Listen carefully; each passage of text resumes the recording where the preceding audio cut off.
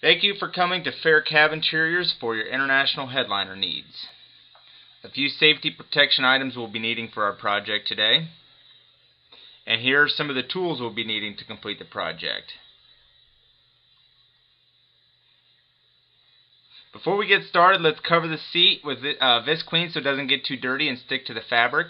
We're going to remove all the speakers, all the hardware, the radio, and all the knobs.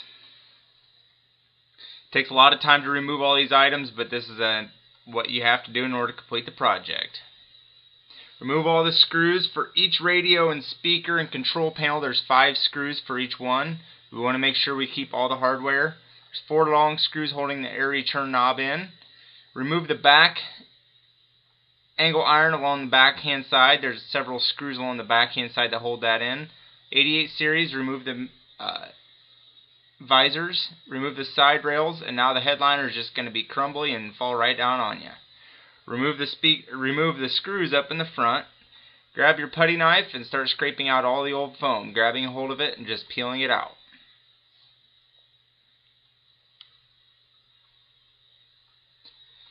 There's a foam filler above this piece. I like to remove the foam first and then use a knife and scrape out the old foam since it's a thick piece and it's hard to remove with a putty knife. And grab a wire wheel on a side grinder and we're going to start buffing down all the surfaces, all this plastic, while we're in the cab. Being careful not to knock any of the little grommets off that hold the speakers and all that in place. We want to be very careful when we get around those tight quarters as we are here.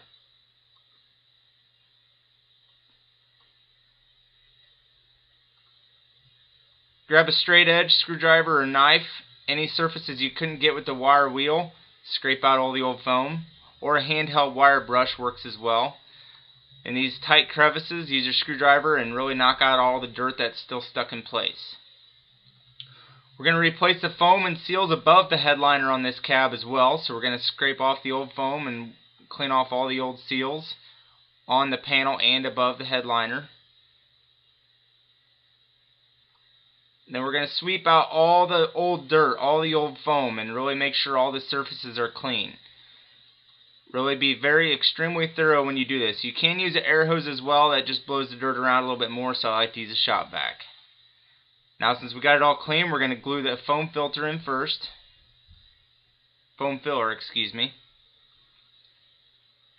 We're going to put a heavy dose of glue. Since it is a headliner, we want to make sure we use a large amount of glue to make sure it stays in place. We're going to get this lined up around the light and around the air return holes. We're going to get it tucked all into place. Make sure we have it centered and square. Line it up on each side, up against the little plastic grommets that are holding for the screws. Really press it up against there really tight now.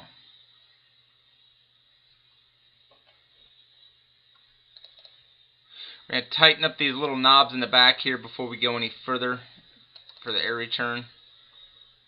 Now we're going to glue the foam filler inside the cab. Either way works. You can do it outside the cab and then this portion, but since I was already in the cab, I glued this portion first.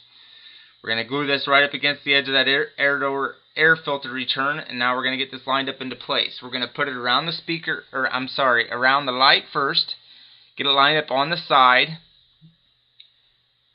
And we're going to use the middle light as our guiding point to make sure the headliner is centered and square to begin with. Here I'm going to get it tucked around there and make sure it's perfectly centered. You do not want to try to do this when the glue is a little bit tacky. It will not move once you get it stuck. You want to start gluing this part in while it is wet. Note we're not trying to do the whole thing. We're doing it in sections. Now we're going to peel the back portion back and we're going to glue them behind here. We're going to glue the foam and then the plastic. And we're going to get it positioned into place. We're going to run it around these little knobs. We're going to get it squared in place here. I'm going to tuck it underneath the back rail. It's hard to see with the camera view here, but you can see that I'm tucking it up underneath that rail behind the underneath that metal piece we removed earlier. Now we're going to remove these little pieces of foam up here in the front. I keep the vent section in place when I do this. It's one less step to have to remove another portion. Glue them behind there. Glue it all the way up to the front hand side here. We're not doing the side tails, we're just doing the front hand portion here. We're going to get it started into place, smooth it into place, put it up against these little plastic grommets. Make sure we're up against it all the way across. And tuck it down along the side. And now we're going to move it up to the front, smooth it, and then we're going to slide it underneath this air return or these air vent shroud. Really smooth it into place, consistently making sure you're not having any wrinkles develop. You're pressing them out as you go.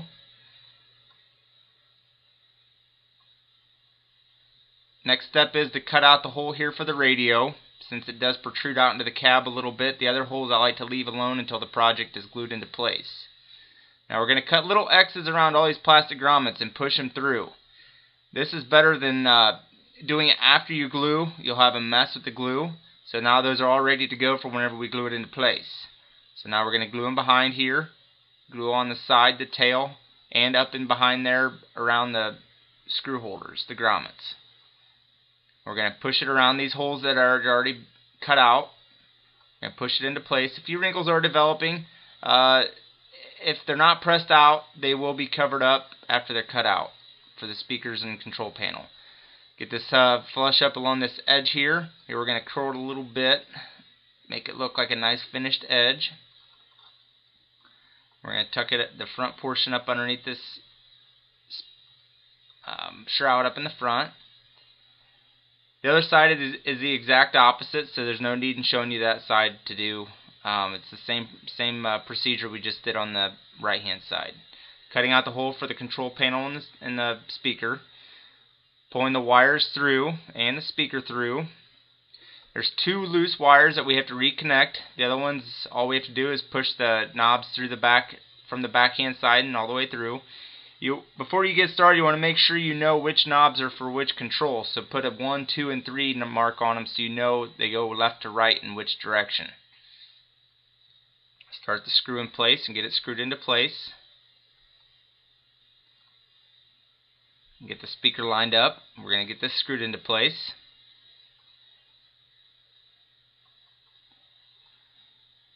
Install the back rail. Install these mirror brackets in the corner.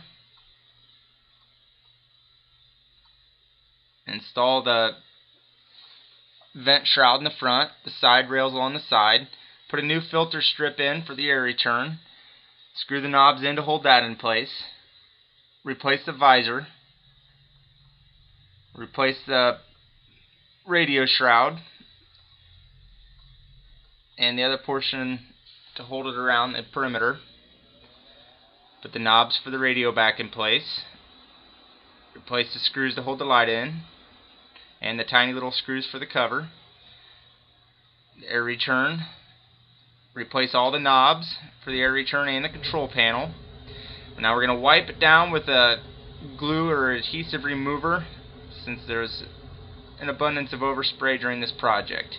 Now we're going to glue this foam filler in up on the top hand side up above the cab, and we put new seals on as well at the same time. You're going to smooth this all nice into place, make sure it's all proper fitting. Demonstrations in this video can be used for all 86 and 88 series, and this is the one version that's quickest. Thank you from Fehr Cab, and we look forward to serving you.